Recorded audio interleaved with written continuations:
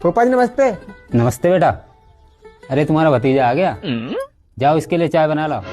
लेकिन एक सेकंड। और बेटा घर में सब ठीक हैं? हाँ फूफा जी घर में सब ठीक हैं। और तेरी खांसी ठीक हुई नहीं?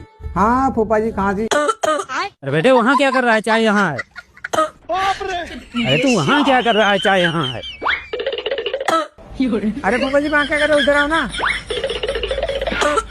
अरे क्यों मेरी बेइज्जती करा रहा है, पूरा गांव देख रहा है, चाय यहाँ है। अरे तुम मानेगा नहीं, आ जा यार नीचे। अरे फूफा जी वहाँ क्या लग रहे हो, चाय पियो। तू यहाँ क्या कर रहा है? रुको जरा। अरे फूफा जी वहाँ क्या कर रहे हो, चाय पियो आके। अच्छा।